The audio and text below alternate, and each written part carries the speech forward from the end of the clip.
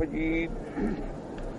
قال الله تبارك وتعالى في كلامه المجيد: أعوذ بالله من الشيطان الرجيم. بسم الله الرحمن الرحيم. الحمد لله الذي خلق السماوات والأرض وجعل الظلمات والنور ثم الذين كفروا بربهم يعدلون. هو الذي خلقكم من طين قضى أجلا وأجل مسمى عنده ثم أنتم تمترون. وهو الله في السماوات وفي الأرض يعلم سركم وجهركم ويعلم ما تكسبون. وما تأتيهم من آية من آيات ربهم إلا كانوا عنها معرضين. قد كذبوا بالحق لما جاءهم فسوف يأتيهم أنباء ما كانوا به يستهزئون. ألم يروا كم أهلكنا من قبلهم من قرن مكناهم في الأرض ما لم نمكن لكم وأرسلنا السماء عليهم مدرارا وجعلنا الأنهار تجري من تحتهم فأهلكناهم بذنوبهم وأنشأنا من بعدهم قرنا آخرین. اللہ تبارک و تعالی نے سورۃ الانعام میں توحید کے تمام اقسام اور اس پر اس کے دلائل قاہرہ کا ذکر فرمایا ہے. اس سے پہلے الحمدللہ ہم سورۃ المائدہ کے آخر میں احوال محشر یعنی اس بات قیامت کے بارے میں پڑھ چکے ہیں کہ اللہ تبارک و تعالی قیامت میں میدان حشر میں تمام رسولوں کو جمع فرمائیں گے اور ان سے سوال و جواب ہوگا. اسی طرح پھر سیدنا عیسیٰ ابن مریم علیہ السلام سے سوال و جواب ہوگا اور آخر میں سیدنا عیسیٰ ابن مریم کا اعتراف عبودیت اور براءت عن الکفار والمشرکین کا ذکر فرمایا کہ یا اللہ یہ تیرے بندے ہیں، آپ جو فیصلہ فرمائیں ان کو عذاب دیں یا مغفرت کریں، آپ غالب ہیں حکمت والے. اور اس کے ساتھ اللہ تبارک و تعالی نے ارشاد فرما دیا کہ یہ وہ دن ہے قیامت کا کہ جس دن سچ بولنے والوں کو، سچوں کو پناہ ملے گی، کامیابی ملے گی، نفع پہنچے گا. اور جو سچ بولنے والے ہیں، اللہ پر ایمان لانے والے، انبیاء اور رسولوں کے بارے میں صحیح اعتقاد رکھنے والے کہ اللہ کے نبی، اللہ کے پیغمبر ہیں، اللہ کے عباد ہیں، اللہ کے مقبول ترین بندے ہیں اور اللہ نے ان کو نبوت و رسالت کا تاج پہنایا ہے، لیکن ہر بات میں وہ اللہ کے محتاج ہیں حتیٰ کہ قیامت میں ان سے بھی سوال ہو. اور جو لوگ کامیاب ہوں گے ان کے لیے اللہ نے فرمایا کہ جنت کے باغ ہوں گے جن کے نیچے نہریں بہتی ہوں گی اور وہ اس میں ہمیشہ رہیں. اور اس کے بعد آخر سورت میں فرمایا تھا کہ آسمانوں اور زمینوں کا مالک اور اس کے جو کچھ درمیان میں ہے سب اللہ کا ملک اور ملک ہے اور اللہ تبارک و تعالی ہی ہر چیز پہ قدرت رکھنے والے ہیں. اور اس کے بعد پھر سورۃ انعام جو اللہ کے قرآن کی ایک عظیم سورت ہے اور یہ سورت بھی ان سورتوں میں سے ہے جو سرکار دو جہاں صلی اللہ علیہ وسلم پر ہجرت سے پہلے اتری کہ جتنی صورتیں ہجرت سے پہلے اتری ہیں ان کو سور مکیہ کہا جاتا ہے، چاہے وہ کہاں بھی اتری ہوں، کس مقام پہ اتری ہوں، لیکن ہجرت کی پہلے سے زندگی جو ہے وہ مکی زندگی ہے۔ اور ہجرت کے بعد جو صورتیں اترتی ہیں تو ان کو سور مدنیہ کہا جاتا ہے کہ وہ مدنی صورتیں ہیں جو کہ حضور صلی اللہ علیہ وسلم کی زندگی مبارک کا ہجرت کے بعد کا جو حصہ ہے وہ مدنی حصہ ہے۔ سورۃ الانعام جو ہے اس کی شان یہ ہے کہ ایک تو یہ مکہ مکرمہ میں نازل ہوئی، اور دوسری اس کی شان یہ ہے کہ چند آیات کے علاوہ پوری کی پوری سورت جو ہے اللہ نے اپنے نبی پہ ایک دفعہ اتاری، ورنہ اللہ کے قرآن کی جتنی صورتیں ہیں وہ ساری صورتیں ایک دفعہ نازل نہیں ہوئی، بلکہ کبھی تو ایسا ہوا کہ ایک سورت کی کچھ آیات اتری، اس کے بعد پھر دوسری سورت کی آیات اتری،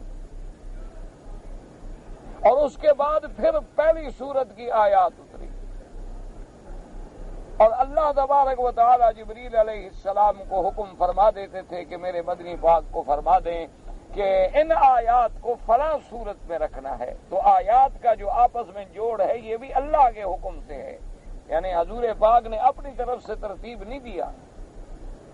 لیکن یہ سورۃ الانعام جو ہے یہ ایک ایسی سورت مبارک ہے جو مکے میں اتری، اور چند آیات کے علاوہ پوری کی پوری سورت اتری میرے آقا سرکار دو جہاں پر صلی اللہ علیہ وعلا آلہ واصحابہ وسلم تسلیما کثیرا کثیرا۔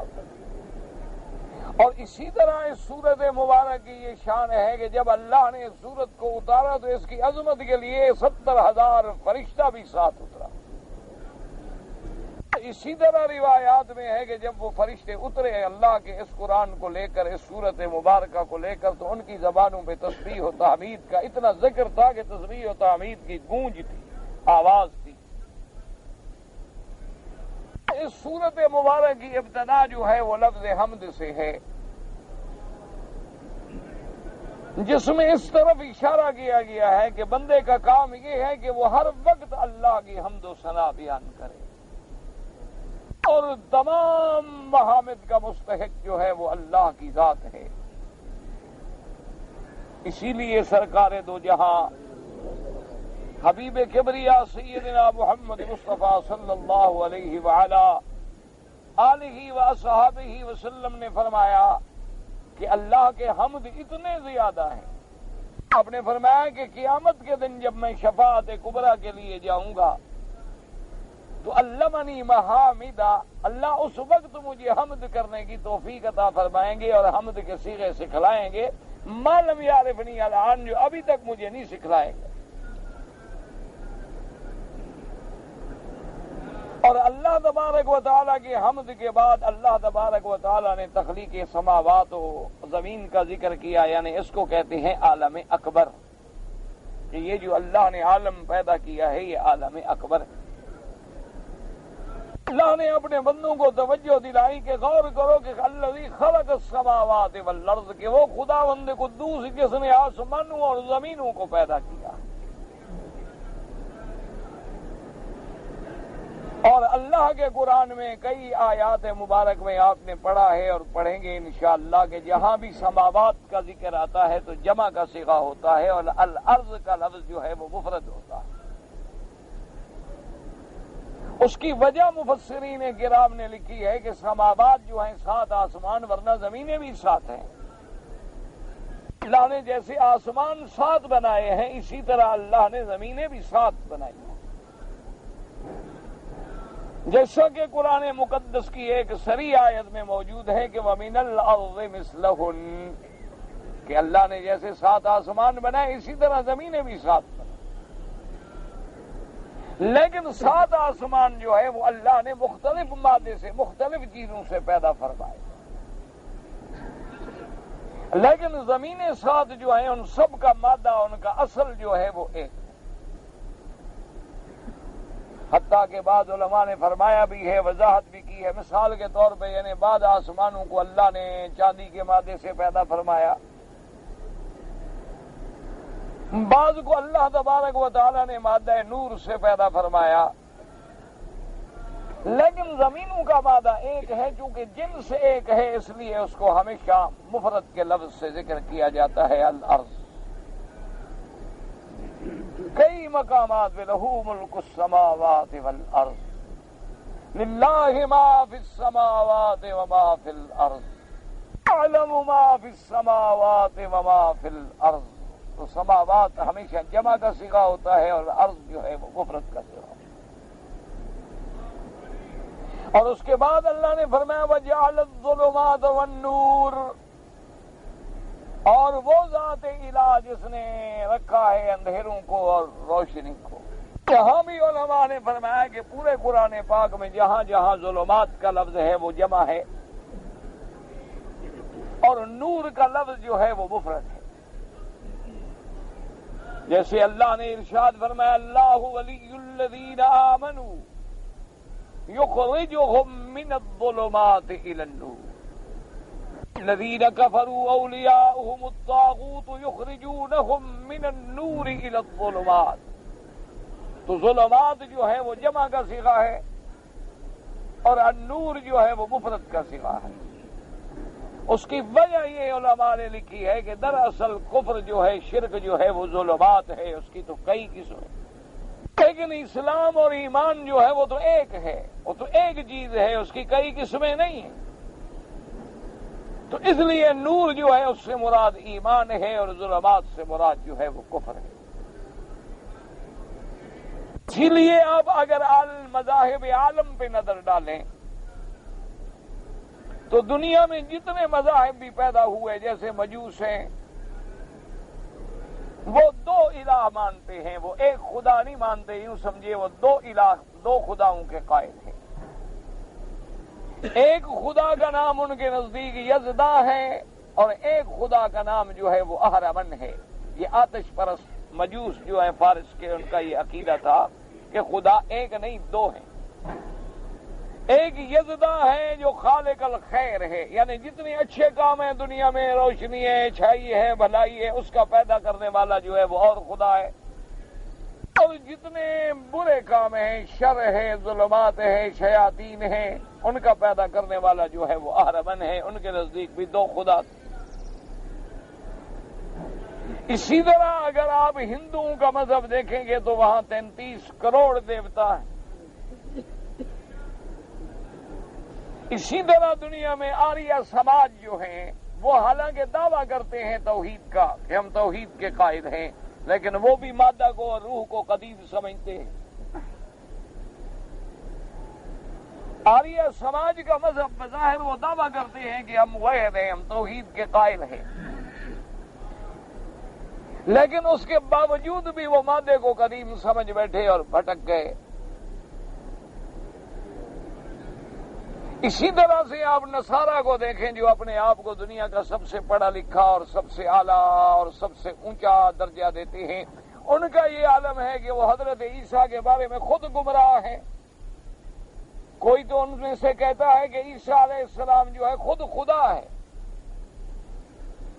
وہ اس کی الوہیت کے قائل ہیں، اور کوئی جو ہے وہ خدا نہیں مانتے لیکن خدا کا بیٹا مانتے ہیں، اور بی بی مریم کو نعوذ باللہ خدا کی بیوی کہتے ہیں۔ اور کچھ ان میں ایسے ہیں جو تثلیث یعنی تثلیث کے عقیدے کے قائل ہیں۔ وہ کہتے ہیں کہ بھئی ہم فیصلہ نہیں کر سکتے لیکن ان تین میں سے کوئی ایک ہے۔ وہ ایک اور تین کے چکر میں مبتلا ہے، یعنی ان کے عقیدے میں کبھی تو وہ کہتے ہیں کہ عیسیٰ علیہ السلام، جبریل اور خدا، اور کبھی کہتے ہیں عیسیٰ علیہ السلام، مریم اور خدا۔ ان تین میں سے کوئی ایک ہے، وہ ایک اور تین کے چکر میں الجھ گئے۔ اسی طرح یہودیت کا مذہب ہے، وہ حضرت عزیر علیہ السلام کو ابن اللہ کہتے ہیں۔ یہودیوں کا یہ عقیدہ ہے، قالت الیہود عزیر ابن اللہ، کہ عزیر علیہ السلام جو ہے نعوذ باللہ وہ خدا کا بیٹا ہے۔ اور اسی طرح مشرکین مکہ کو دیکھیں کہ باوجود اپنے آپ کو ملت ابراہیمی کا دعوے دار کہتے تھے، یعنی مشرکین مکہ جو ہیں وہ یہ دعویٰ کرتے تھے کہ ہم تو مجاور ہیں کعبۃ اللہ کے، اس کعبے کے جو ابراہیم الخلیل نے بنایا ہے، ہم تو اس کے وارث ہیں، ملت ابراہیم پہ ہیں۔ اسی لیے مشرکین مکہ باقاعدہ حج کرتے تھے، اللہ کے کعبے کا طواف کرتے تھے، صفا مروہ دوڑتے تھے، باقاعدہ ان کے اندر نکاح ہوتا تھا، نکاح کا خطبہ ہوتا تھا، نکاح کے گواہ ہوتے تھے۔ اسی طرح ان کے اندر باقاعدہ بچے کے پیدا ہونے پہ عقیقے ادا کیے جاتے تھے۔ اسی طرح ان کو اگر کوئی مشکلات پیش آتی تھی تو اللہ کے گھر کا طواف کر کے ملتزم پہ چمٹ کے اللہ سے دعائیں بھی کرتے تھے۔ لیکن اس کے باوجود انہوں نے اللہ کے گھر میں 360 بتوں کا ڈیرا ڈال رکھا تھا۔ انہوں نے صفا اور مروہ پر بھی اللہ کے بتوں، اللہ کے بجائے بتوں کو رکھا ہوا تھا، اور اس کے ساتھ یہ بھی عقیدہ رکھتے تھے کہ ملائکہ جو ہیں وہ اللہ کی بیٹیاں ہیں۔ وہ کہتے تھے جتنے فرشتے ہیں، جتنے اللہ نے فرشتے پیدا کیے ہیں، ملائکہ جو ہیں بنات اللہ، یہ اللہ کی بیٹیاں ہیں۔ اور بیٹیاں اس لیے ہیں، وہ کہتے تھے چونکہ ہمیں فرشتے نظر نہیں آتے، اللہ نے آسمانوں پہ اپنے پاس رکھے ہیں، چھپا کے رکھے ہیں، تو لازمی بات ہے کہ بیٹیاں ہیں، اگر بیٹا ہوتا تو اللہ ظاہر کر دیتے۔ عیسیٰ علیہ السلام اللہ کا بیٹا تھا، اللہ نے ظاہر کر دیا۔ عزیر علیہ السلام اللہ کا بیٹا تھا تو اللہ نے ظاہر کر دیا، لیکن فرشتوں کو ظاہر نہیں کیا، چونکہ وہ لڑکیاں ہیں، اللہ نے چھپا کے رکھی۔ لیکن ایک عجیب بات ہے، اگر آپ غور کریں اور اللہ آپ کو فکر دے اور سمجھ دے کہ ہیں مشرک، ہیں کافر، لیکن ان کا بھی عقیدہ یہ تھا کہ لڑکیاں چھپا کے رکھنے والی چیز ہیں۔ ان کے عقیدے میں بھی یہ تھا کہ لڑکی جو ہے وہ ظاہر نہیں کی جاتی بلکہ چھپائی جاتی ہے۔ یہ مسلمانوں کے عقیدے بن گئے کہ لڑکیوں کو بازاروں میں پھرایا جاتا ہے، ان کو کلبوں میں اور ہوٹلوں میں اور دعوتوں میں اور پارٹیوں میں ساتھ رکھا جاتا ہے، یہ مسلمانوں کا عقیدہ ہے۔ تو بہرحال کہنے کا مقصد یہ تھا کہ انہوں نے بھی تو کئی سینکڑوں الہ بنا رکھے تھے، اور اس کے بعد پھر لوگ کچھ اس طرح گمراہ ہوئے کہ کسی نے سورج اور چاند اور تاروں کی پوجا شروع کر دی۔ انہوں نے سورج اور چاند کو نعوذ باللہ نافع اور ضار مان لیا، اور یہ عقیدے بنا دیے کہ اگر فلاں تارا فلاں برج میں ہے تو یہ ہوگا، اور فلاں میں ہے تو یہ ہوگا، اور فلاں میں ہے تو بارش ہوگی، فلاں میں ہے تو قہر ہوگا، فلاں میں ہے تو قحط ہوگی، فلاں میں ہے تو عذاب آئے گا۔ تمام تصرفات کا خالق اور مالک جو ہے ستاروں کو مان لیا، اور اس سے کچھ لوگ اور بھٹکے، انہوں نے اللہ تبارک و تعالیٰ کی پیدا کردہ چیزیں جو ہیں جانوروں کو بھی خدا بنا لیا۔ انہوں نے سانپ کو بھی ناگ دیوتا کا لقب دے دیا۔ بعض لوگ ایسے گمراہ ہوئے کہ انہوں نے دریاؤں کی موجوں کو جب دیکھا تو گنگا اور جمنا کو بھی پوتر سمجھنے لگ گئے اور اپنے عقیدے میں اس کو بھی اہمیت دے بیٹھے۔ بعض لوگوں نے اگر کسی درخت سے کوئی گوند نکلتی ہوئی دیکھی، کو پانی بہتا ہوا دیکھا، کو گرمی کے اثرات، کو زمین کے اثرات، تو اس کو بھی نعوذ باللہ باعث شفا سمجھ بیٹھے۔ بعض لوگوں سے اور آگے بڑھے، انہوں نے اللہ معاف فرماوے اماموں کو خدا مان لیا، تحلیل و تحریم کا مالک مان لیا، اور بعض لوگ اس سے آگے بڑھے کہ انہوں نے اپنے بزرگوں کو، اپنے پیروں کو، اپنے مرشدوں کو خدائی کے درجے پہ بٹھا دیا۔ تو اس لیے لوگ جو تھے وہ ظلمات میں بھٹک گئے۔ اس لیے اللہ تبارک و تعالیٰ نے جہاں جہاں کفر کا ذکر کیا ہے تو وہاں ظلمات جمع کا صیغہ ہے، کیونکہ ان کے تو کئی ظلمات ہیں نا، کئی اندھیرے ہیں، کوئی ایک اندھیرا تو ہے نہیں۔ کہیں بت پرستی کا اندھیرا ہے، کہیں دیوی دیوتا کا اندھیرا ہے، کہیں تاروں اور ستاروں کو متصرف مان کے اندھیرے میں بھٹک رہے ہیں، کبھی چاند اور سورج کو خدائی اختیارات پہ لا بٹھاتے ہیں، جب وہ خود ڈوب جاتا ہے تو خدا ختم ہو جاتا ہے۔ کبھی انسانوں کو انہوں نے مقام الوہیت پہ بٹھا دیا، کبھی انہوں نے زندوں کو، کبھی مردوں کو حاجت روا اور مشکل کشا بنا دیا۔ لیکن نور ایمان جو ہے وہ ایک ہے، جس کے اندر کوئی تبدل نہیں، جس کے اندر کوئی ٹیڑھا پن نہیں ہے۔ حضرت نوح علیہ السلام سے لے کر میرے آقا سرکار دو جہاں حضرت محمد الرسول اللہ صلی اللہ علیہ وسلم تک اللہ کا 1,24,000 پیغمبر ایک عقیدہ لے کے آیا بھی اللہ پہ ایمان رکھو، اللہ کے نبیوں پہ ایمان رکھو، قیامت پہ ایمان رکھو۔ اس میں کوئی بات نہیں، کوئی مسئلہ نہیں کہ کوئی پیغمبر کچھ کہتا ہو اور کوئی پیغمبر کچھ کہتا ہو۔ یعنی اصول دین جو ہے وہ سب ایک، اصول کے اندر اختلاف نہیں، البتہ فروع کے اندر اختلاف ہوتا ہے کہ مثلا ایک شریعت میں کچھ احکام تھے، دوسری شریعت میں اللہ نے اس میں رعایت کر دی یا سختی کر دی۔ لیکن جہاں تک عقیدے کا مسئلہ ہے، بنیاد کا مسئلہ ہے، عقیدہ توحید، اللہ کی وحدانیت و الوہیت پر ایمان، اللہ کے انبیاء کی نبوت و رسالت پہ ایمان، اور قیامت اور اس کے جتنی تفصیلات ہیں اس پر ایمان، وہ ایک ہے۔ اس لیے صیغہ جو ہے ہمیشہ نور کا استعمال کیا۔ لیکن میرے برادران محترم اس بات پہ غور کریں کہ پہلے بھی مسلمان تھے اور آج بھی مسلمان ہیں، صحابہ بھی مسلمان تھے اور ہم بھی مسلمان ہیں، لیکن کیا وجہ ہے کہ آخر آج ہر جگہ مسلمان جو ہے وہ ذلیل و خوار ہے؟ کیا وجہ ہے کہ ہر ملک میں اس پہ عذاب کا کوڑا برس رہا ہے؟ کیا وجہ ہے کہ ہر ملک میں اس کی عصمتیں لوٹی جاتی ہیں، اس کی مساجد کو گرایا جاتا ہے؟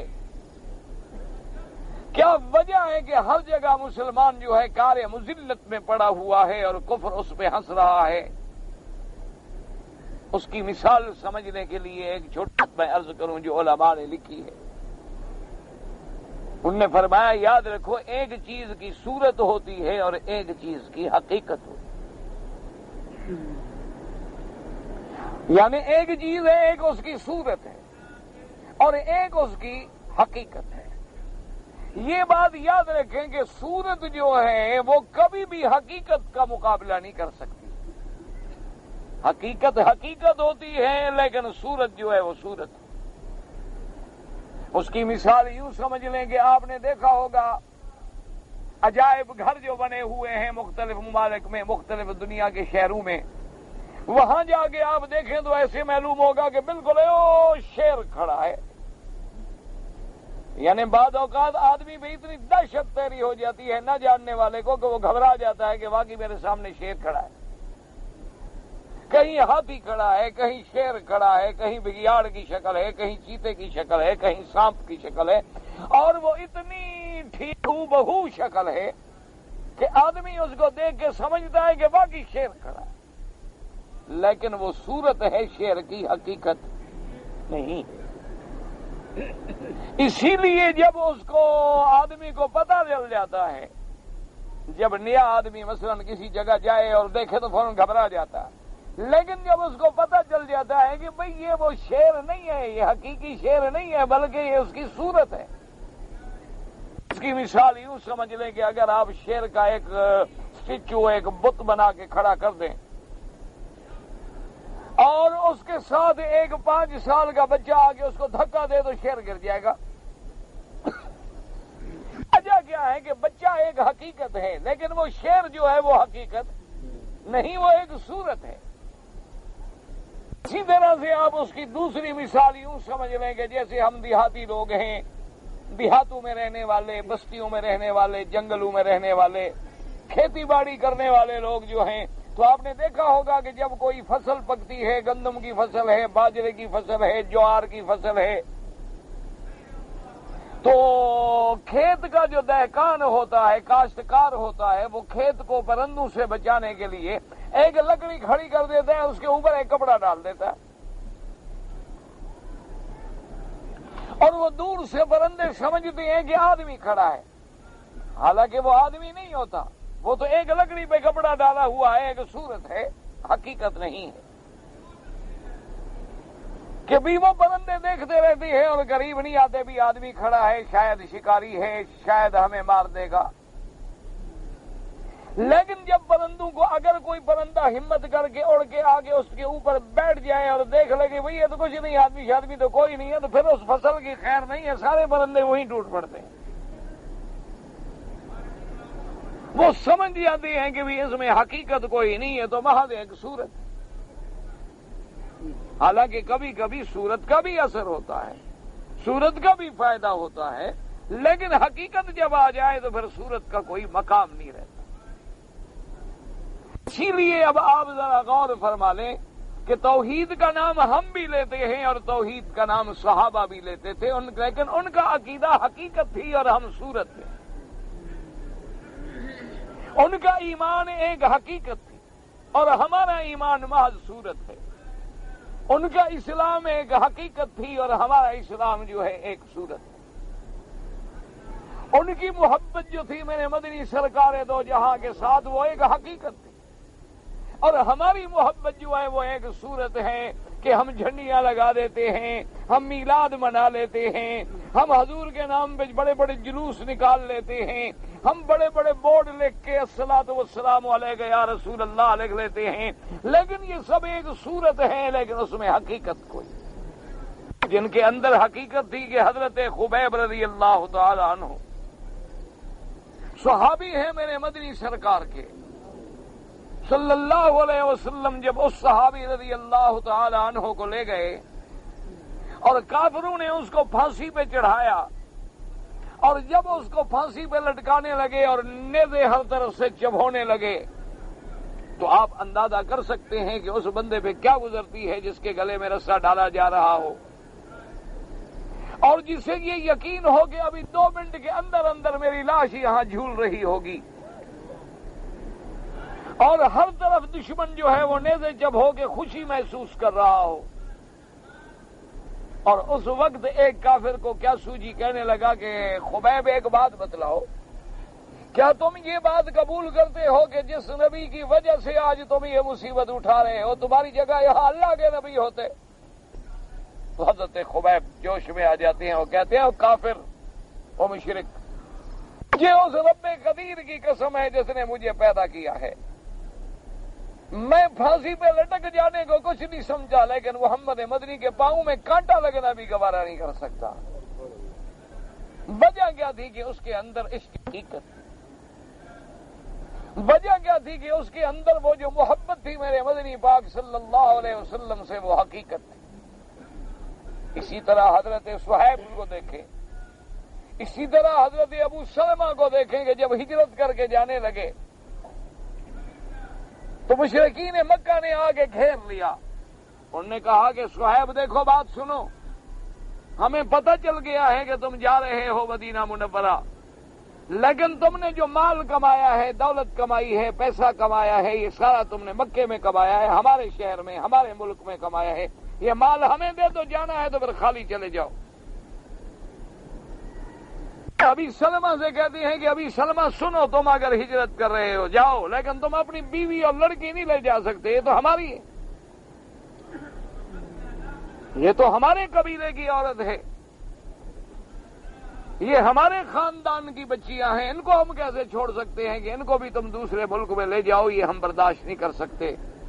اگر رہنا ہے تو یہاں رہو، بیوی بھی تمہاری، بچی بھی تمہاری، گھر بھی تمہارے، آرام سے رہو، تمہیں کوئی نہیں چھیڑے گا، اور اگر تم نے مدینہ جانا ہے تو پھر ان کو چھوڑنا ہوگا۔ تو انہوں نے کہا کہ دیکھو بات سنو، یہ مال لے لو، لڑکی لے لو، بیوی لے لو، لیکن میں محمد مدنی کو نہیں چھوڑ سکتا۔ وجہ کیا تھی کہ اس کے دل میں حقیقت تھی اور ہمارے پاس صرف صورت ہے، اور صورت جو ہے وہ کبھی حقیقت کا مقابلہ نہیں کر سکتی۔ اسی لیے آج ہم حضور کی محبت کا لاکھ دعویٰ کرتے ہیں لیکن نماز بھی نہیں پڑھتے، ہم حضور صلی اللہ علیہ وسلم کی محبت کے لاکھ دعوے کرتے ہیں لیکن حضور کی شکل مبارک بنانا، داڑھی رکھنا، لباس پہننا بھی ہمیں پسند نہیں۔ حضور صلی اللہ علیہ وسلم کی نام پہ نعت پڑھنے والے، آپ غور کر لیں، کبھی آپ نے اخباروں میں دیکھا ہوگا، ہم تو فوٹو شوٹو دیکھتے ہیں اخبارات میں جب کوئی خبر آ جاتی ہے، تو آپ نے دیکھا ہوگا کہ آپ کے اکثر نعت خان جو ہیں، یعنی جن کو نعت خانی میں بڑے بڑے ایوارڈ ملتے ہیں، انعام ملتے ہیں، وہ خود داڑھی منڈائے ہوئے ہیں اور نعت محمد مصطفیٰ کی پڑھ رہے ہیں۔ آپ نے دیکھا ہوگا کہ بڑے بڑے قوال جو اپنے آپ کو عاشق رسول سمجھتے ہیں اور یہ سمجھتے ہیں کہ ہم تو اس قوالی میں جب ہم گاتے ہیں تو موسیقی کے اس علم میں، اس عبادت میں ہم ڈوب جاتے ہیں اور اللہ کے نبی اور خدا تک پہنچ جاتے ہیں۔ ان کا عالم یہ ہے کہ داڑھی مڑی ہوئی ہے، سگریٹیں پیتے ہیں، نماز وہ نہیں پڑھتے، فاسق فاجر ہیں۔ کیا ہے کہ سورت. تو اسی لیے یاد رکھیں کہ جب اللہ نے مسلمانوں کو عزت و عظمت دی تو کافروں پہ ایک رعب طاری رہا. انہوں نے تمہاری جب تمہاری حقیقت تو ختم ہوتی گئی صورت باقی رہ گئی، لیکن کچھ عرصے تک کافر تم سے ڈرتا رہا. وہ سمجھتا رہا کہ ہاں ان میں بھی وہی صدیق و عمر عثمان و علی والا ایمان. آپ اندازہ کر سکتے ہیں کہ عمر ابن بدھ نے جب للکارا تھا، اور آپ جانتے ہیں کہ عمر ابن بدھ کون تھا؟ 80 سال کی عمر میں، 80 سال کی عمر میں بھی اس کو اتنی یعنی طاقت تھی بدن میں کہ اگر وہ بڑے مضبوط سے مضبوط گھوڑے کو بھی پکڑ کے کھڑا ہو جائے تو گھوڑا نہیں بھاگ سکتا تھا. اور اس کے اس بڑھاپے میں یعنی 80 سال کی عمر میں بھی اس کے پاس اتنی طاقت تھی کہ وہ یہ دعویٰ کرتا تھا کہ میرے سامنے کوئی چیز بھی رکھ دو، اگر میں تلوار سے حملہ کروں گا. یہ الگ بات ہے کہ تلوار ٹوٹ جائے ورنہ اس کے 2 ٹکڑے ہو جائیں چاہے پتھر کیوں نہ ہو. اتنا بڑا جنگجو جو خندق عبور کر کے آتا ہے اور للکارتا ہے، اور مقابلے پہ کون نکلتے ہیں؟ حضرت علی جن کی عمر 20 سال بھی نہیں.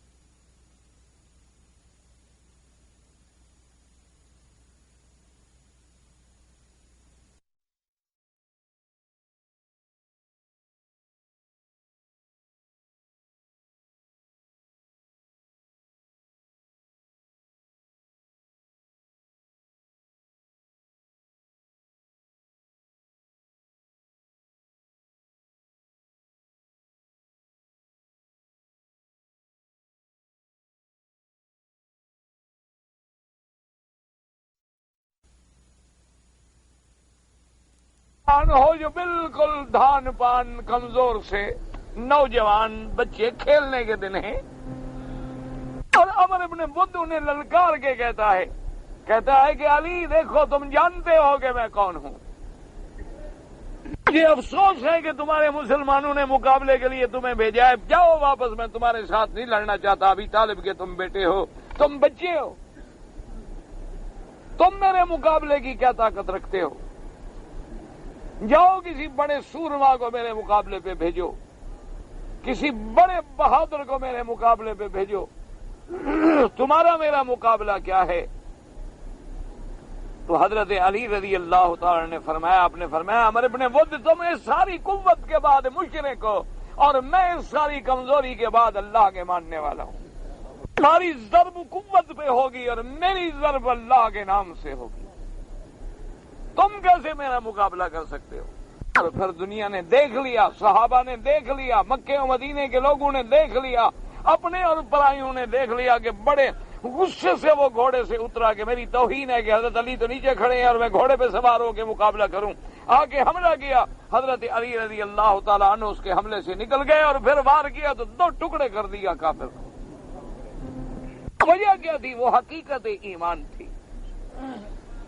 وہ کون سا آخر قوت تھی کہ میدان بدر میں حضرت عبد الرحمن فرماتی ہیں کہ میں نے ادھر دیکھا تو معوذ اور معاذ دونوں بچے کھڑے ہیں، ادھر بھی جوان ہیں اور ادھر بھی نوجوان ہیں. میں دل میں سوچ رہا ہوں کہ یا اللہ، آج مقابلہ بھی بڑا سخت ہے کہ سامنے 1000 کا لشکر ہے اور ہم 313 ہیں، اور سامنے زیرہ بختر میں لوہے میں ڈوبے ہوئے لوگ ہیں، اور ہمارے پاس تو کوئی کام کی تلوار بھی نہیں ہے. ان کے پاس اونٹ اور گھوڑوں کی ریل پیل ہے اور ہمارے پاس تو سواری بھی کوئی نہیں. ان کے تیروں پہ بھی لوہے چڑھے ہوئے ہیں اور ہمارے پاس تو لکڑی کے ٹوٹے ہوئے تیر بھی نہیں ہیں. اور آج اس سخت عالم میں عجیب بات ہے کہ میرے دونوں طرف نوجوان ہیں، نہ تجربے کار ہیں، بچے ہیں. اگر کوئی بہادر ہوتا تو چلو ان کی بہادری میرے کوئی کام آ جاتی، میرا تحفظ کرتے. اب ان کی میں حفاظت کروں گا کہ خود میں دشمن کا مقابلہ کروں گا. کہتے ہیں میں ابھی یہ سوچ رہا ہوں کہ اس بچے نے مجھے ذرا بازو سے مارا اور کہا کہ یا امی، اے میرے چچا مجھے یہ بتاؤ این ابی جہل، وہ میرے بدنی کا دشمن ابو جہل کہاں ہے؟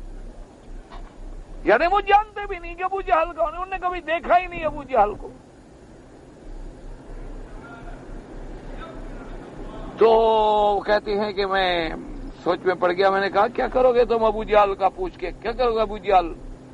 انہوں نے کہا چاچا ہم پوچھتے ہیں ابو جہل کون ہے، ہمیں بتلاؤ ابو جہل کون ہے. اس نے کہا کیا کرو گے؟ آگ لگاؤ ابو جہل کو، کیا کرو گے تم؟ انہوں نے کہا تمہیں بتانے میں کیا تکلیف ہے بھائی؟ ابھی دوسرے نوجوان نے پھر مجھے دوسرے بازو سے ٹھوکا دیا اور کہا کہ اے نا ابی جہل، چاچا مجھے بتاؤ ابی جہل کون ہے؟ میں نے کہا دیکھو لمبا سا آدمی، ابی جہل بڑا قداور آدمی تھا، قریش کا سردار تھا اور بڑا جنگجو اور اپنے دور کا شاہ سوار مانا ہوا تھا، حرب و ضرب کا مانا ہوا آدمی تھا، اور وہ کھڑا ہے اپنے لشکر میں، اپنے لشکر کو ترتیب دے رہا ہے۔ تو کہتے ہیں کہ میں نے اشارے سے سمجھا، میں نے کہا دیکھو ایک لمبا سا بڑا گرانڈیل قسم کا بندہ جو کھڑا ہے وہ ہے ابو جہل بدبخت۔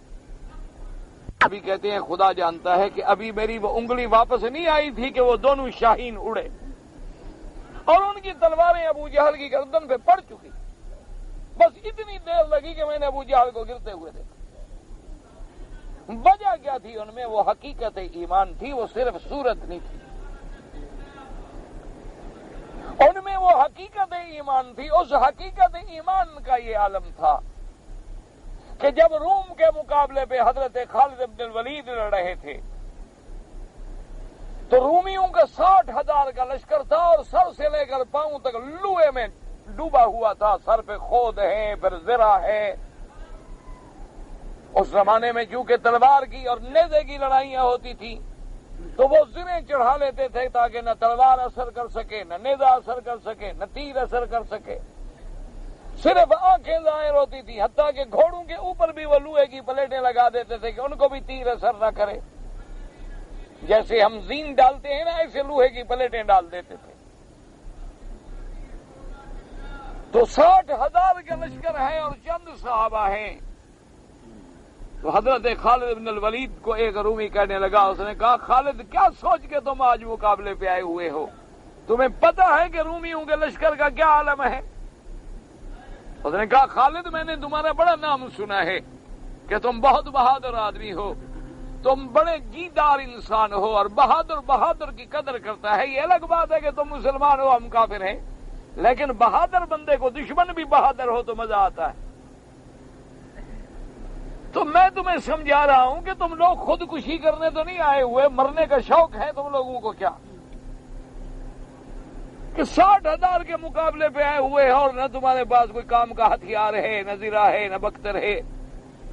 تو پتہ ہے خالد نے کیا جواب دیا؟ خالد نے کہا بدبخت رومی، خدا کی قسم ہے کہ میرے گھوڑا اشکر جو ہے نا اس کی سم جو ہے وہ زخمی ہے، ان کے پاؤں ذرا زخمی تھے، گھوڑے کے پاؤں میں کچھ زخم آ گئے تھے جنگ میں لڑتے لڑتے۔ انہوں نے کہا خدا کی قسم ہے کہ اگر میرا گھوڑا آج زخمی نہ ہوتا تو میں کہتا تم ایک 60,000 کا اور لشکر لے آؤ، خالد اکیلا لڑے گا، لیکن میرا گھوڑا زخمی ہے اس لیے میں 60,000 سے تو اب بھی لڑ سکتا ہوں، لیکن اگر یہ ٹھیک ہوتا تو میں 1,20,000 سے لڑتا۔ کیا تھا آخر؟ خالد انسان نہیں تھا کیا؟ تم کوئی اور مخلوق ہو، تم انسان نہیں ہو۔ خالد نے کوئی اور کلمہ پڑھا تھا، تم نے کوئی اور کلمہ پڑھا ہے۔ خالد بن الولید کسی اور پیغمبر کو مانتے تھے، تم کسی اور نبی کو مانتے ہو۔ وجہ کیا ہے؟ وجہ یہ ہے کہ وہ حقیقت تھی اور ہمارے یہاں صورت تھی۔ جب ہمارے دشمنوں کو پتہ چل گیا ہے کہ یہ تو صورت ہے، حقیقت نہیں ہے، تو جہاں مرضی آتی ہے ہمیں جوتے مارتے ہیں، جہاں مرضی آتی ہے ہماری مسجدیں گرا دیتے ہیں، جہاں مرضی آتی ہے کبھی مسجد اقصی کو گراتے ہیں، کبھی بابری مسجد کو شہید کرتے ہیں، جہاں مرضی آتی ہے ہماری 500 عورتوں کو ننگا کر کے بازاروں میں پھرا کے ویڈیو کی فلمیں بناتے ہیں، جہاں مرضی آتی ہے کوسوفوا میں، البانیہ میں لاکھوں مسلمان جو ہیں گھروں سے نکال دیے جاتے ہیں، جن کے معصوم چہرے بچے ایسے ہیں جیسے سورج اور چاند چمکتا ہو، وہ پانی بھرنے کے لیے بالٹیاں اٹھا کے کھڑے ہیں کہ کوئی پانی بھی دے دے گا۔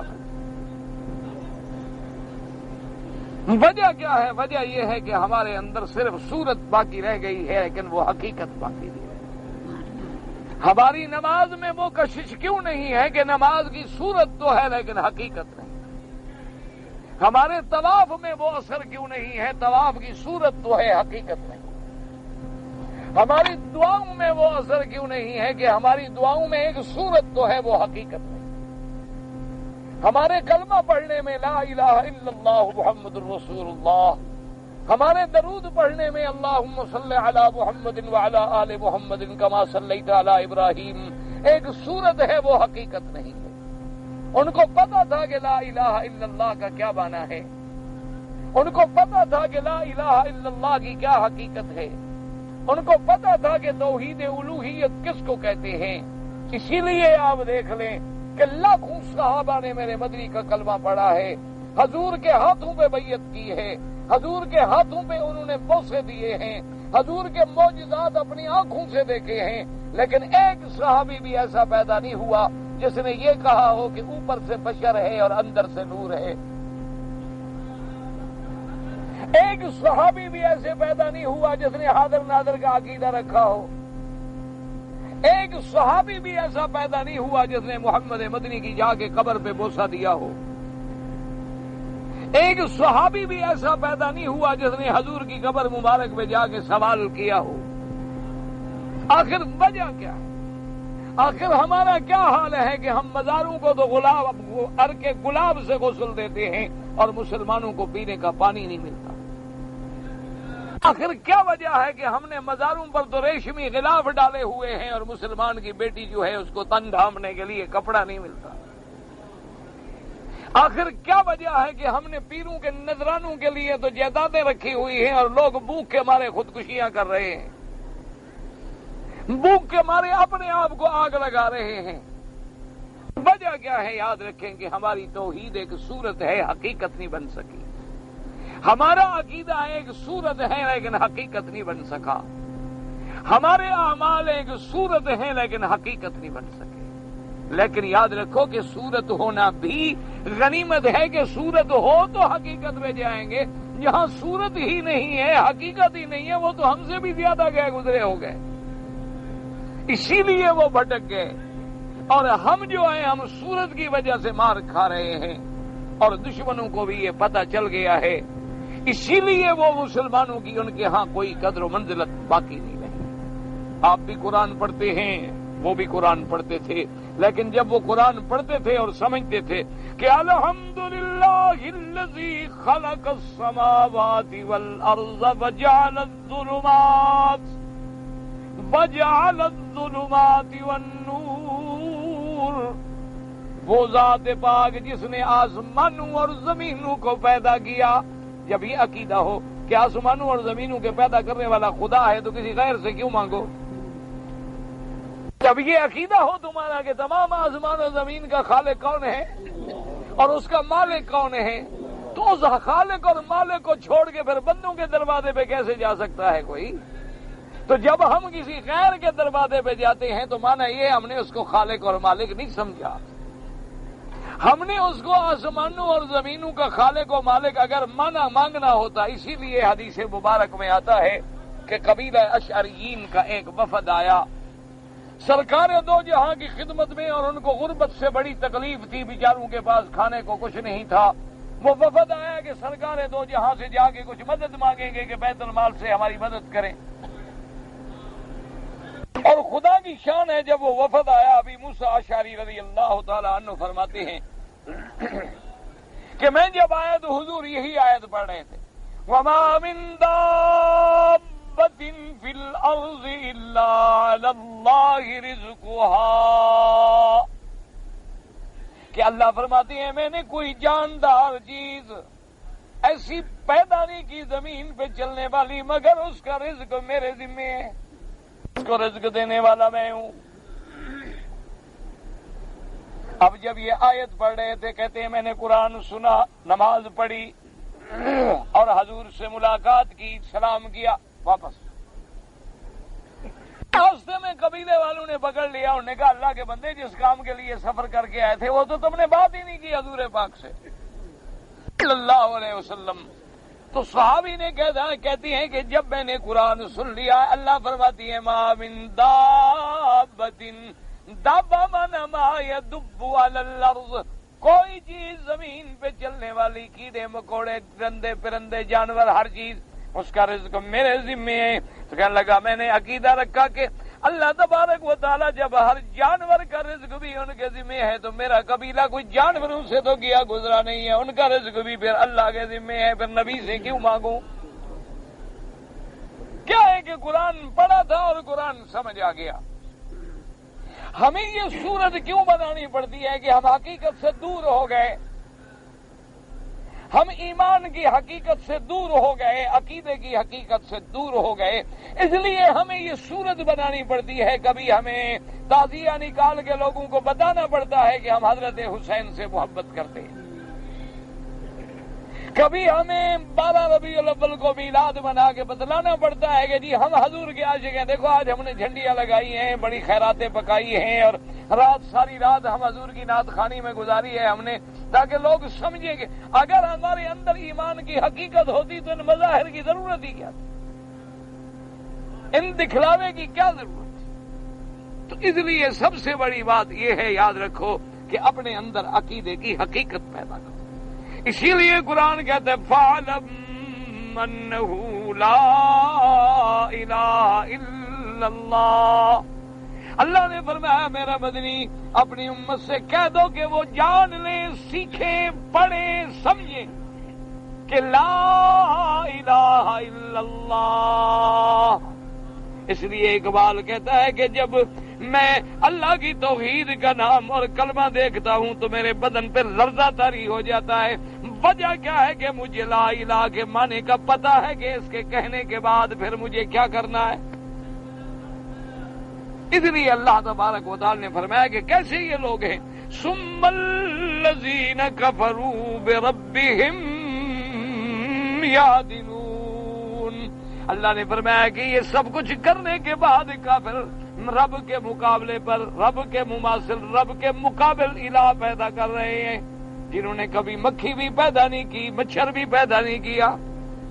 ایمان سے کہیں آپ اللہ کے گھر میں ہیں، اللہ پاک سے دعا کریں اللہ ہمیں اس گھر کی برکتیں نصیب فرمائے، اللہ ہمیں حرمین الشریفین کے برکات و ثمرات سے نوازے، اللہ تبارک و تعالی حرمین الشریفین کا ادب نصیب فرمائے۔ بڑی خوش بختی ہے، الحمدللہ کہا کریں کہ اللہ نے ہمیں کعبہ نصیب کیا ہے، اور دعا کریں جو بیچارے محروم ہیں اللہ ان کا دل بھی ادھر پہ، اللہ ان کو بھی حاضری نصیب کرے، اللہ تبارک و تعالی سب کے دلوں میں حرمین کی محبت کو بھر دے۔ ٹھنڈے دل سے، بالکل آپ پارٹیوں میں جھگڑوں میں نہ پڑے۔ کوئی ایک بندہ جو ہے ایمان سے کہے، کسی دلیل سے یہ ثابت کر سکتا ہے کہ فلاں مرشد نے، فلاں بزرگ نے، فلاں صحابی نے، فلاں پیغمبر نے بھی آسمان کا ایک ٹکڑا پیدا کیا ہے۔ اچھا جیسے شہر میں مثلا کوئی شہر میں مرشد تمہارا دفن ہے، بزرگ دفن ہے، ایمان سے کہیں وہ شہر اسی نے پیدا کیا نہ، جیسے شہر میں وہ دفن ہے اس شہر کو اس نے بنایا یا اس کے آنے سے پہلے بھی وہ شہر تھا؟ دیکھو نا جو بزرگ مثلا ہندوستان میں دفن ہے، بنگلہ دیش میں ہے، پاکستان میں ہے، برما میں، بھئی وہ بزرگ آئے کوئی 1 صدی میں، کوئی 2 میں، کوئی 4 میں، کوئی 10 میں، کوئی 14 میں، کوئی 15 میں، کوئی 20 میں، کوئی 21 میں، مثال کے طور پر، ان سے پہلے بھی تو وہ ملک موجود تھے، شہر موجود تھے کہ نہیں تھے؟ اچھا جس قبر میں اللہ کے بزرگ دفن ہیں اس قبر کی مٹی کو انہوں نے پیدا کیا ہے؟ نہ آپ ٹھنڈے دل سے سوچیں، اللہ نے آپ کو عقل دی ہے، اللہ نے آپ کو فہم دی ہے، آپ کو سمجھ دی ہے۔ آپ یہ نہیں ہے کہ نعوذ باللہ کبھی آپ نے پانی منہ کے بجائے ناک سے کبھی نہیں پیا، آپ نے کبھی دیکھنے کا کام کانوں سے نہیں لیا کہ آنکھوں پہ پٹی باندھ لی ہوگی چلو آج ہم کانوں سے دیکھیں گے، آپ نے سننے کا کام کبھی آنکھوں سے نہیں لیا کہ کپاس لے کے کان بند کر دو گے جی آج دیکھوں گا بھی آنکھوں سے اور سنوں گا بھی آنکھوں سے۔ آپ کو اللہ نے عقل دی، آپ کبھی ہاتھوں کے بل نہیں چلتے ہو، پاؤں کے بل چلتے ہو، آپ نے کبھی یہ نہیں کیا کہ یار چلتے چلتے آخر اتنا عرصہ ہو گیا، 30 سال 40 سال عمر ہو گئی، پاؤں تھک جائیں گے چلو پاؤں اٹھا لو ہاتھوں پہ چلیں گے، کبھی کیا ہے آپ نے؟ تو آپ کو اللہ نے عقل دی ہے، سمجھ دی ہے کہ جن بزرگوں کو جن مزارات میں، جن شہروں میں، جن مٹی میں دفن کیا گیا ہے، کیا وہ اس مٹی کے پیدا کرنے والے بھی ہیں؟ اچھا 1 منٹ کے لیے آپ یہ بتا دیں، مثلا ہم نے ایک بزرگ کی مزار پہ ریشمی غلاف ڈال دیا، وہ غلاف پرانا ہو گیا، تو وہ غلاف پیر صاحب خود بدل دیتے ہیں یا تم بدلتے ہو؟ نہیں، ٹھنڈے دل سے سوچیں، اس میں تو مولوی کی کوئی بات نہیں، یہ تو ایک عقل کا مسئلہ ہے، 2 اور 2 4 کا مسئلہ ہے کہ بھئی اگر ان کی مزار پہ جو ہم نے غلاف ڈالے ہیں اگر وہ غلاف پوسیدہ ہو جائیں، پرانے ہو جائیں، رنگ اڑ جائے، تو وہ خود بخود بدل جاتے ہیں، نئے ہو جاتے ہیں، یا مرشد خود آگے بدل جاتا ہے یا ہم بدلتے ہیں؟ تو اپنا خلاف بدلنے کی قدرت نہیں رکھتے، ہمیں بچے دینے کی طاقت رکھتے؟ ہاں جی نہیں، آخر کچھ سمجھیں کیا ہو گیا، ہمارے عقیدوں کو کیا ہو گیا؟ کہتے ہیں جی ہمیں اللہ سے لے کے دیں گے، تو اللہ سے خود خلاف بھی تو لے لینا۔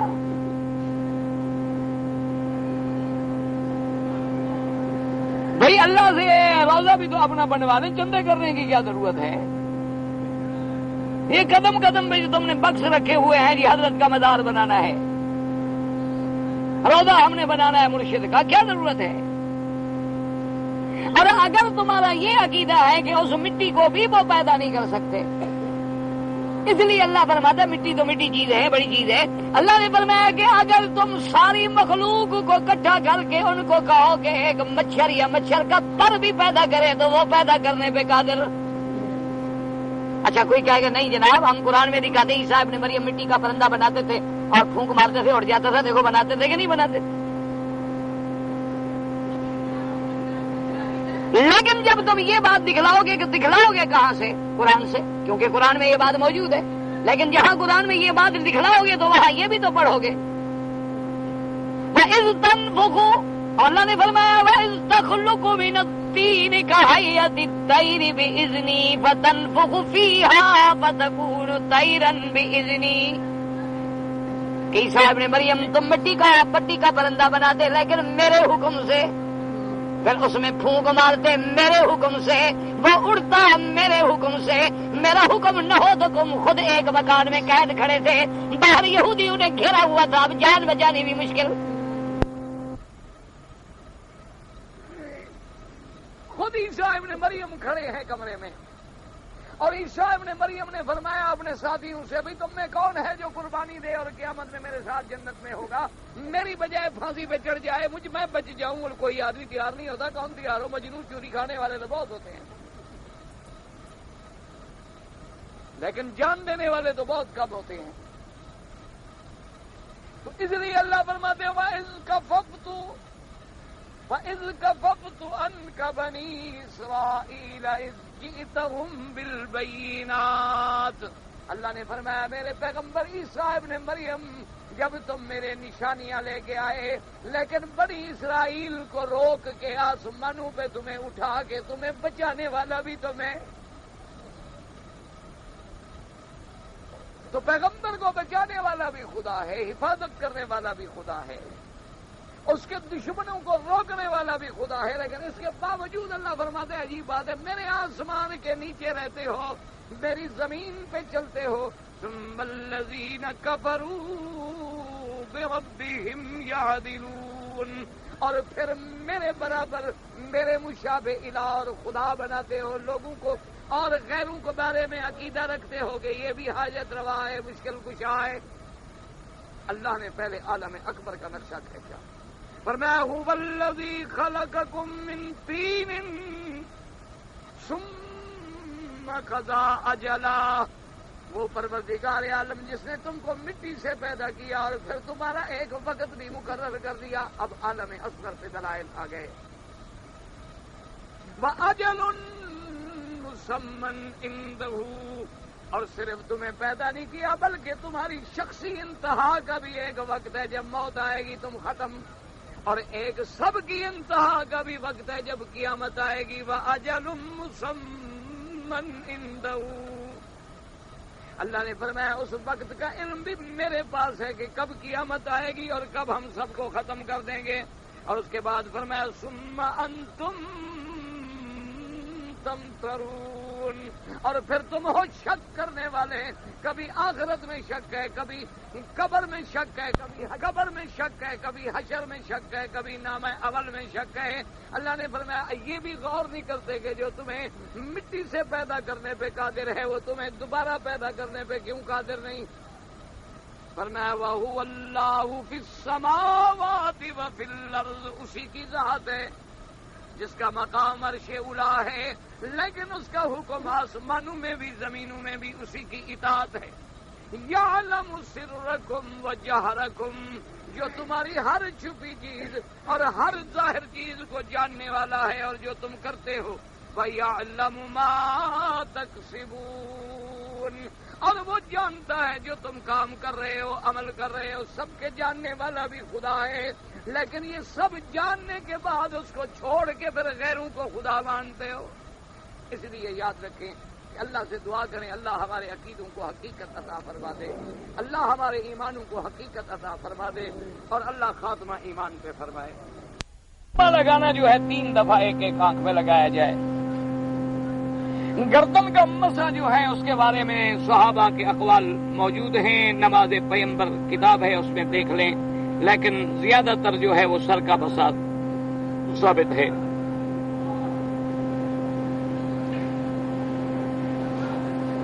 6 بچے ہیں، میں سب کو خرچہ برابر دیتا ہوں۔ اب بڑا لڑکا کہتا ہے کہ مجھے خرچہ بڑھا دو، سیدھی سی بات ہے، ایک 4 سال کے بچے کا اور 14 سال کے بچے کا خرچہ ایک ہوتا ہے؟ وہ اللہ کے بندے، ایک 2 سال کے بچے کا تو ایک دفعہ تم ایک دودھ کی بوتل لے دو کافی ہے، لیکن بڑے بچے کو تو صرف دودھ کی بوتل پہ گزارا نہیں ہوتا نا، اس کو تو مدرسے بھی جانا ہے، اسکول بھی جانا ہے، کپڑے بھی لینے ہیں۔ یہ کیا عدالت ہے کہ تم 6 بچے ہیں برابر دیتے؟ یہ مسئلہ نہیں ہے، یہی تو مصیبت ہے نا۔ اسی لیے علماء کہتے ہیں نا کہ کسی عالم کے پیچھے چلو، خود حدیثیں سمجھ کے عمل کرنا شروع کرو گے تو یہی حال ہوگا۔ اللہ کے بندے، وہ مسئلہ یہ ہے کہ اگر کوئی بندہ اپنی اولاد کو مثلا ایک بیٹے کو 10 کلے زمین دینا چاہتا ہے اور دوسرے کو نہیں دیتا تو یہ ظلم ہے، سب کو برابر دے۔ یہ نہیں کہ خرچہ بھی برابر دے، اگر ایک آدمی 1 روٹی کھاتا ہے، ایک بچہ آدھی کھاتا ہے، کہتے نہیں سب آدھی کھاؤ، کا انصاف ہے۔ اسی لیے علماء کا حکم ہے کہ کسی امام، کسی فقیہ، کسی عالم کے پیچھے چلو۔ اس کی وجہ یہ ہوتی ہے کہ ہم لفظ تو پڑھ لیں گے لیکن اس کا معنی نہیں سمجھ سکتے۔ جیسے ایک آدمی نے ایک مسئلہ سمجھا کہ اس نے کہا کہ اگر کسی آدمی کی مثلا ہوا نکل جائے تو اس نے کہا کہ جی جب تک بدبو نہ آئے یا آواز نہ سنو وضو کی ضرورت نہیں۔ جی انہوں نے کہا جی ترمذی شریف میں حدیث ہے، حضور نے فرمایا ہے کہ اگر تم نے آواز نہیں سنی یا تم نے بدبو نہیں محسوس کی ہے تو تمہارا وضو نہیں ٹوٹا ہے، وضو کرنے کی کوئی ضرورت نہیں۔ یعنی ہوا نکل گئی جان رہا ہے، صرف بدبو نہیں آئی یا آواز نہیں سنی تو کوئی حرج نہیں، اس نے یہ سمجھ لیا۔ حالانکہ حدیث کا مفہوم یہ تھا، اگر 2 حدیثیں اور پڑھ لیتا اللہ کی رحمت سے، کہ ایک آدمی کو وہم ہے اور وہم میں مبتلا ہے، جی میرے پیٹ میں گڑ گڑ ہوئی، آواز ہوئی، معلوم ہوتا ہے جی ری نکلی ہوگی، ہوا نکلی ہوگی، تو حضور نے فرمایا اللہ کے بندے یا تو بدبو آئے یا آواز سنو، صرف شک کے پیچھے نہ بھاگو۔ لیکن تمہیں اگر ہوا نکل جانے پہ یقین ہے وہ تو خود بخود وضو ٹوٹ گیا، وہاں تو پوچھنے کی ضرورت ہی نہیں تھی نا۔ اس لیے ہمیشہ یاد رکھا کرو کہ سمجھنے کے لیے بھی ضرورت ہوتی ہے۔ یہ معنی نہیں ہوتا برابری کا کہ 6 بیٹے ہیں، لازمی بات ہے پہلا بیٹا بڑا ہوگا، دوسرا اس سے چھوٹا، پھر اس سے چھوٹا، پھر اس سے چھوٹا۔ اب سب کی روٹی برابر کر دو، کپڑا برابر کر دو، ایک کا قمیص بنے گا 4 میٹر میں، کہو نہیں سب کا 4 میں بناؤ، کہاں کا عدل ہے بھائی؟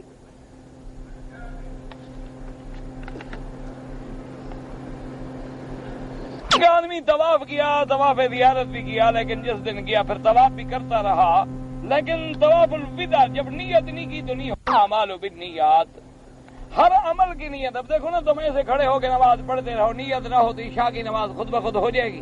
کہو جی میں تو ساری رات نماز پڑھتا رہا، چاہے ساری رات پڑھتے رہو، نیت ہوگی یہ فرض ہے، یہ سنت ہے، یہ واجب ہے، یہ 2 رکعت طواف کے ہیں، یہ تحیت المسجد ہے، یہ بھی سنت ہے عشاء سے پہلے والی، یہ فرض ہے، یہ سنت والی ہے، اس کے بعد وتر پڑھ رہا ہوں تو نیت چونکہ نہیں کی، طواف الوداع چھوڑ کے گیا، ایک دم ادا کرے، ایک بکری مکے میں ذبح کرے۔ بیت المقدس کی مسجد میں نماز پڑھتے تھے تو جب اسی جیسے ہم کعبے میں پڑھتے ہیں تو کدھر رخ کرتے ہیں؟ جب کعبہ تھا تو ادھر ہی رخ کرتے تھے، جب ادھر کعبے کا حکم ہو گیا تو وہ بھی ادھر رخ کرتے ہیں۔ ہم زمزم سے چائے بناتے ہیں، کوئی بات نہیں، کوئی حرج نہیں، کوئی مسئلہ نہیں۔ دیکھو نا جی ادب ہے، اصل میں ادب ہے کہ زمزم کا مبارک پانی جو ہے وہ جناب آگ پہ کیسے چڑھائیں؟ دیکھو نا جی آگ پہ چڑھائیں گے تو بدعتبی ہوگی، اور حضور کی سنت کو اس طرح پھیر کے گندی نالی میں پھینک دیں، وہاں مسئلہ پوچھا ہے کبھی؟ وہاں خیال نہیں آیا کبھی کہ صبح اٹھ کے پہلا کام یہی کرتے ہو؟ اس زمزم کا اتنا ادب ہے، محمد مدنی کی سنت کی اتنی قیمت بھی نہیں رہی. کمال.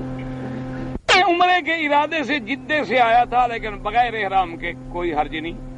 میقات اور کون سا میقات بھائی؟ کوئی میقات شکات نہیں، تم بغیر عمرے کے آ گئے مکہ، ٹھیک ہے. پھر میں نے bin Laden bin Laden bin Laden bin Laden bin Laden bin Laden bin Laden bin Laden bin Laden bin Laden bin Laden bin Laden bin Laden